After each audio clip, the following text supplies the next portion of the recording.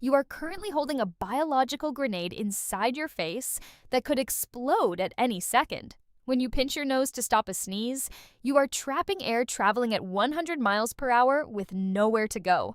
That massive pressure has to escape somehow, and it usually chooses the path of least resistance through your vital organs. Doctors recently treated a man who literally blew a hole through the back of his throat, leaving him unable to speak or swallow for weeks.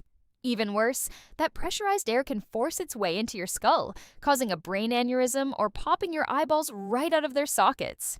Stop being polite and just let that sneeze rip before your head becomes a pressure cooker.